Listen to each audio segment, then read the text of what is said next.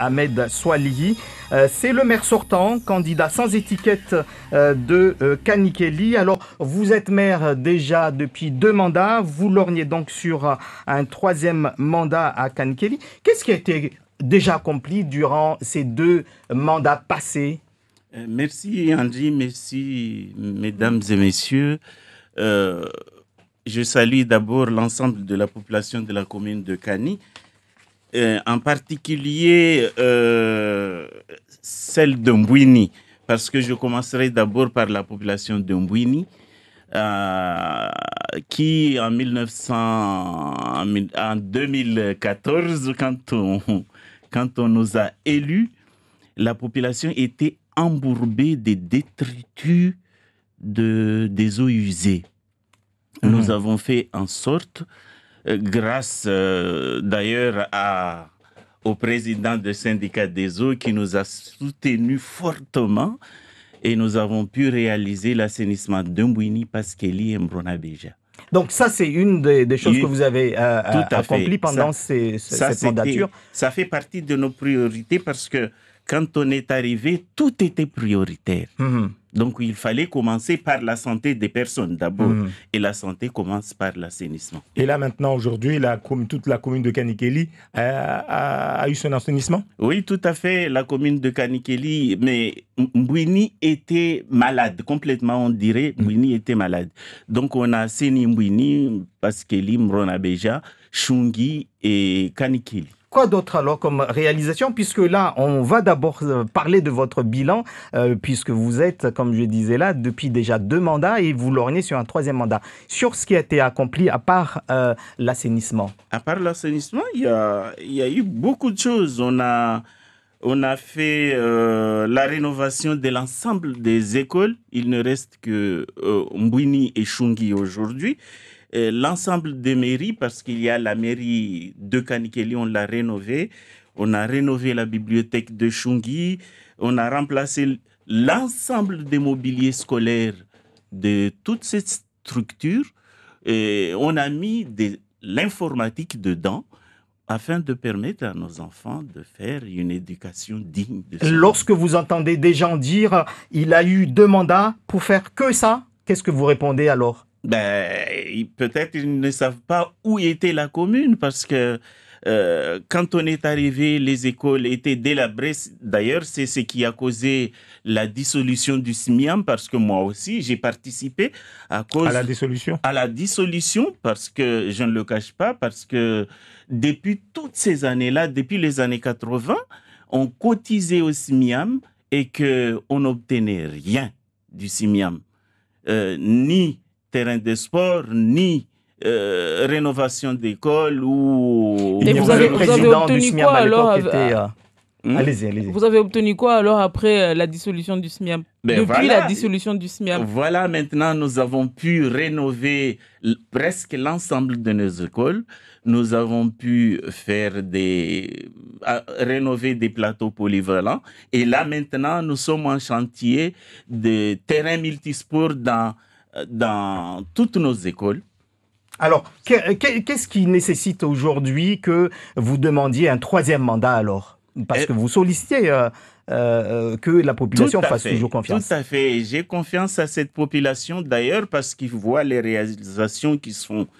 Et que faut-il faire alors maintenant de plus? Vous savez, Mayotte a besoin de beaucoup de choses. Et notre jeunesse, n'en parlons pas. Nous avons des stades qui ne sont pas finis. On a entamé le stade régional à Mbouini, on a fait l'accès, on est en train de faire la plateforme. Là, on est en train de clôturer l'ensemble de nos stades parce que si les stades ne sont pas clôturés aujourd'hui, les équipes ne doivent pas jouer.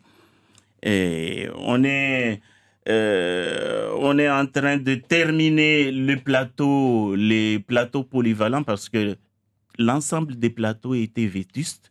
Là, on est en train de les rénover. Alors, moi, je vais parler politique. Oui. Vous avez perdu votre étiquette? Non, je ne l'ai pas perdu. Vous êtes deux candidats. Vous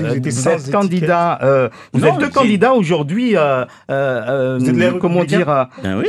Mais sans l'investiture. Ma liste, LR Alliance. Sans l'investiture officiellement, puisqu'il y a un autre candidat, Ayouba Hassani, qui lui aussi dit qu'il a qu'il est de tendance LR. Il n'y a pas eu officiellement d'investiture. Peut-être vous avez oublié Andy, mais avant-hier, quand on était à Kalawadala, il a dit qu'il était de l'UDI au centre. D'accord. Donc vous êtes officiel LR.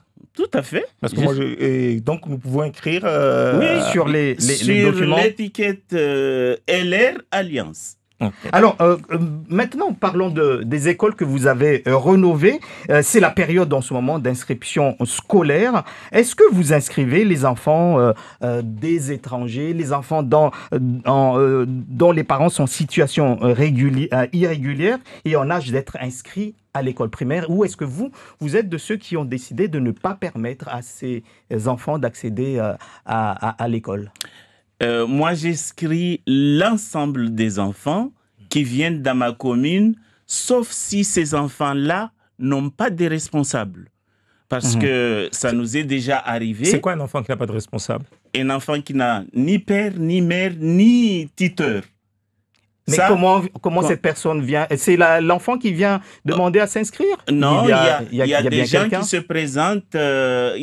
présentent à la mairie vouloir inscrire des enfants. Et quand on leur dit de prendre la responsabilité légale de l'enfant, ils refusent. Alors cet enfant, parce que ça nous est déjà arrivé, un enfant a été blessé à l'école et quand on cherche un parent, on n'en trouve pas. L'enfant était resté sous la responsabilité du directeur. C'est pas admissible quand même. Donc nous, on inscrit l'ensemble des enfants à condition qu'ils aient un responsable. Alors il y a eu beaucoup de décasage également dans votre commune durant votre mandat. Est-ce que vous regrettez cette période de l'histoire de Kanikéli ou pas du tout? Pas du tout. Je ne le regrette pas du tout parce que aujourd'hui, je ne vis pas ce que vivent les autres. Ça veut dire quoi? Ça veut dire qu'il n'y a pas des bangas dans toute la nature de ma commune. Et donc, vous pensez que c'est la meilleure solution? Il faudrait inciter à ce que les maires ou la population fassent des décasages pour régler cette problématique-là? Nous, on n'a pas seulement fait de décassage. On a fait des réunions, on a sensibilisé la population, on a sensibilisé tout le monde. Et le CODIM, d'ailleurs, je remercie, était avec nous. On a parlé de ça. On a interdit la construction des bangas.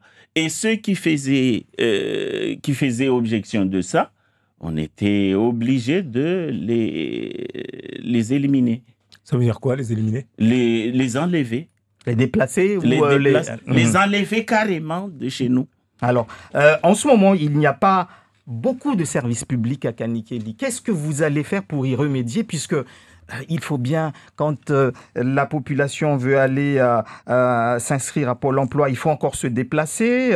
Il n'y a pas la caisse de sécurité sociale ou même une agence dans le coin. Pareil pour les banques, c'est un peu compliqué. Tous ces services publics, qu'est-ce que vous dites à votre population qui se plaint évidemment de ces longs déplacements? Je leur dis de ne pas s'inquiéter parce que nous avons entamé un grand projet actuellement dans la ville de Kani qui s'appelle Maison de France Service. Dedans, il y a la caisse de sécurité sociale, il y a la poste avec un gabier, il y a une crèche municipale dedans, il y a pratiquement tout. Et il y a aussi une maison intergénérationnelle. Ça veut dire que les jeunes et les grands vont se retrouver pour parler, pour discuter, pour échanger. Il y a aussi un local pour un médecin.